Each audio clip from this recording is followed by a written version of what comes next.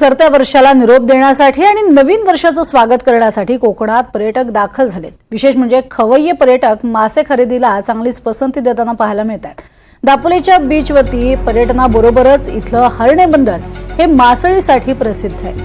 खास करून अनेक पर्यटक हे इथल्या मासळीची चव चाखण्यासाठी येतात। इथले वेगवेगळ्या प्रकारचे मासे पर्यटकांना आकर्षित करतात। पर्यटन वाढलं की सुरमई, पापलेट, सरंगा, कोळंबी यासारख्या मासळीला चांगला दर मिळतो।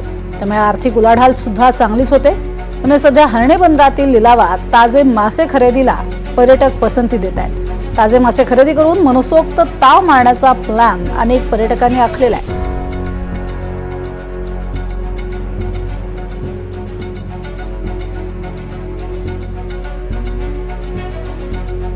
मी पुण्याहून आली आहे। दरवर्षीच आम्हाला कोकणात येण्याचं आकर्षण असतं।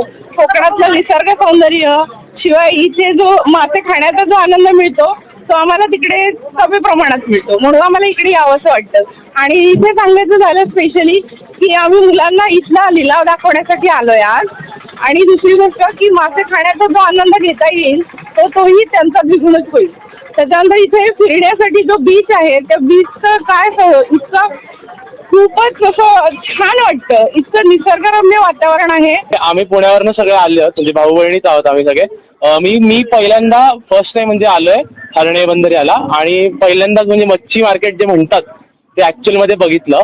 आणि एकतर मेन म्हणजे की मनसोक्त मासा खायचा असेल तर इकडे यायचं आणि इकडे येऊन मासे घ्यायचे। आणि अजून मेन म्हणजे सांगायचं झालं तर की जे फ्रेश मासे असतात, म्हणजे जे आपण म्हणतो की ताजे मासे आपण खातो, ते इथे जे आहे ते ऍक्च्युअल मध्ये मी आज बघितलं। सो म्हणजे खूपच भारी आहे, कमाल।